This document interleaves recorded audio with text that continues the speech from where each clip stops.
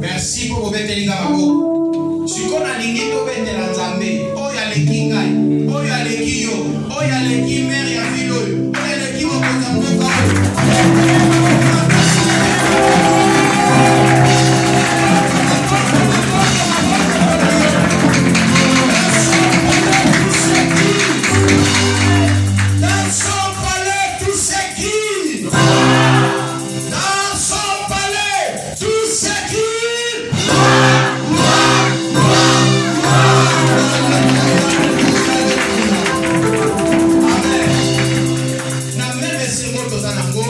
Nous allons introduire le prédicateur de cet après-midi. C'est le prophète Arnaud de Jésus.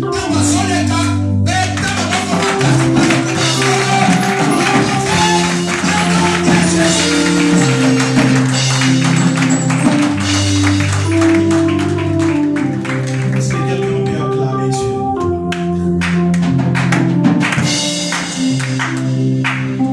Je vais qu'on clame Dieu royalement.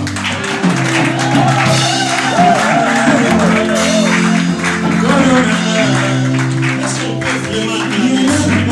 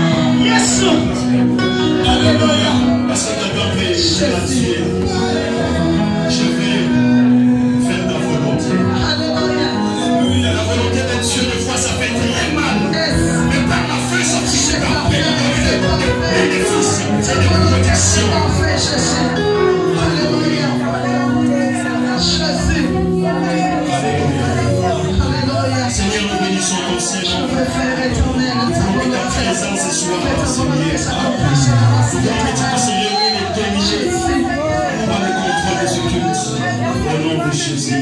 Merci, nous avons prié. Amen. Amen. Est-ce que quelqu'un peut acclamer maintenant? Alléluia. Alléluia. Est-ce qu'on peut s'asseoir, s'il vous plaît? Merci. Quelqu'un peut nous aider à... merci beaucoup. Gloire à Dieu, c'est ça. J'aimerais dire merci à l'homme de Dieu, le docteur Milton, de m'avoir donné cette opportunité de se tenir devant vous. Alléluia. Amen. Nous sommes dans les temps des crises.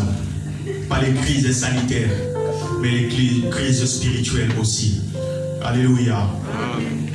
On ne donne pas la chair à tout le monde. La chair, c'est comme un radio national d'un pays. Si on veut destituer un président, on passe par une chaîne nationale. Alléluia. Et lorsqu'un homme de Dieu qui vous donne cette opportunité, il y a plusieurs hommes de Dieu dans ces villes de Lyon. Peut-être je suis le moindre de tous, mais Dieu a touché son cœur que je sois là. Alléluia. Amen. Que son Dieu soit aussi notre Dieu. Amen. Amen. Je bénis tous les collaborateurs qui travaillent avec l'homme de Dieu dans ces lieux. Que Dieu de la Bible vous bénisse.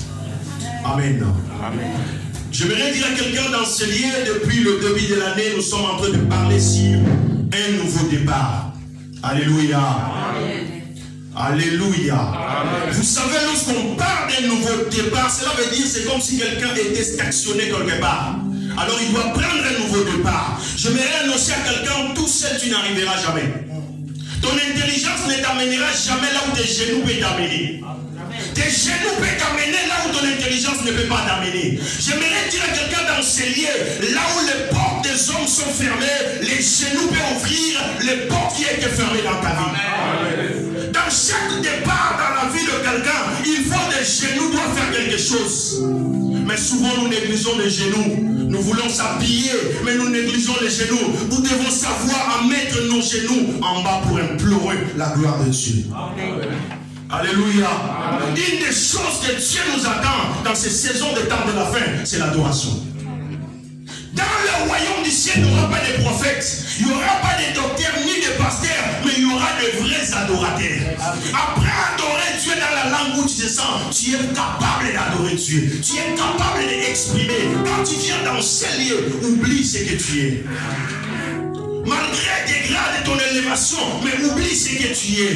Mets-toi comme un adorateur. Alléluia. Amen. La Bible nous dit, l'heure est déjà venue. Dieu n'est pas en crise des prophètes. Parce que Dieu peut parler même par un âme. Dieu n'a pas de crise de pasteur, mais Dieu est en train de recruter des adorateurs. Dans chaque saison, Dieu suscitera toujours un adorateur. My God. J'aimerais dire à quelqu'un, aujourd'hui sera un nouveau départ pour la vie de tes enfants. Amen. Tu as tourné en rond, mais ce soir, dans ce lieu, au nom de Dieu de vos cieux, le Père, que quelque chose peut commencer dans ta vie. J'aimerais dire à quelqu'un, dans chaque génération, il y a quelqu'un qui se sacrifie toujours. Pour ceux qui viennent derrière lui, ne souffrez pas. Dans cette église, vous ne pouvez jamais avoir peur de problème, même si c'est lève. Parce que vous avez un grand-père qui a donné sa vie à Jésus. Lorsque vous implorez le Dieu de votre Père, que cela ne marche pas, implore le Dieu de son Père. Alléluia. Parce que là où ses racines est arrêté, les racines de son Père continuent. Amen. Souvent, nous, les francophones, nous négligeons, c'est ça. Alléluia. Amen. Dieu n'a jamais été le Dieu des enfants. Vous avez un papa qui est formé, un docteur de la lettre. Un homme qui a le cœur de Dieu. J'aimerais dire à quelqu'un dans ce lieu, les sous-thèmes que je viens pour te parler, va et cache-toi. Est-ce que quelqu'un me comprend? Amen. Quand je lisais cette parole, je dis à Dieu, est-ce que tu ne pouvais pas affronter Jézabel en face? Mais j'ai compris quelque chose. Dieu fait chaque bonne chose à son temps. Où il veut, à qui il veut. Alléluia. J'aimerais dire à quelqu'un, ne sois pas surpris lorsque tu verras Dieu a béni ton voisin. Tu dois savoir que le Dieu de la bénédiction est dans l'entourage. Quelqu'un comprend quelque chose? Amen. Vous savez, lorsqu'on parle de cacher, cacher veut dire soustraire à la vie, empêcher d'être vie du monde, empêcher de voir. Alléluia. Élie était un homme de la même nature que toi et moi. Mais ma Bible dit, Élie a fait de miracles. Élie a parlé avec Dieu. Élie était recherché par des rois. Mais à un moment de la vie, Dieu dira à Élie, va et cache-toi. Très compliqué. C'est Dieu qui dit à un humain d'aller se cacher face à un problème.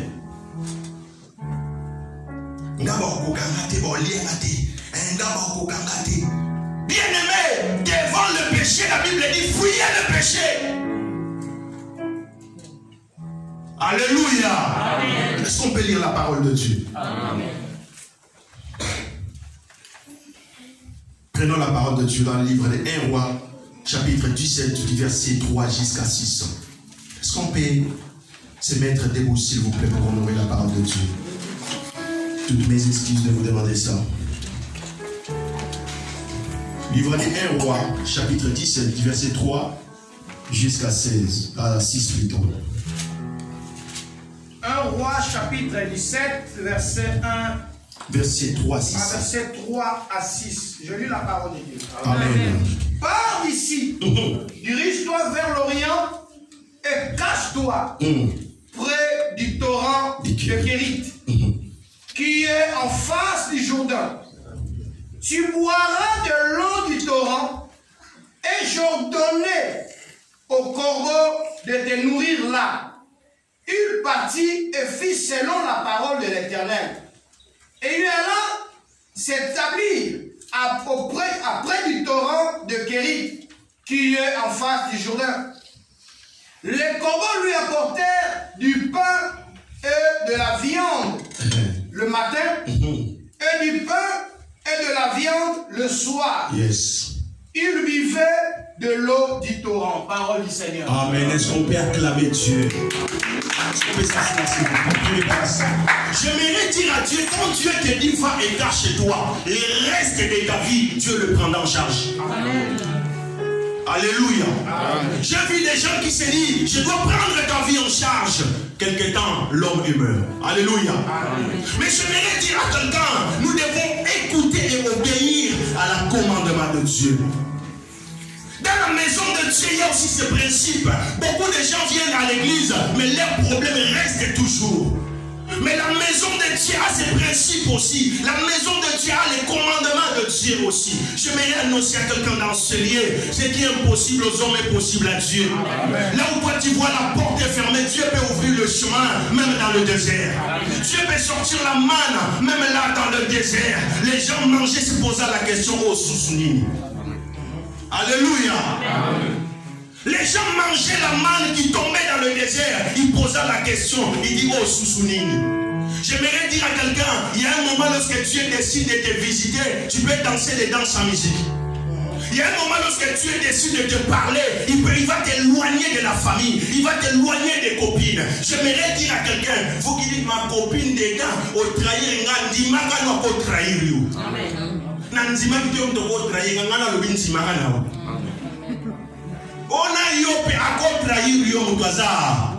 La Bible dit maudit celui qui se confie à l'homme. Amen. Alléluia. Amen.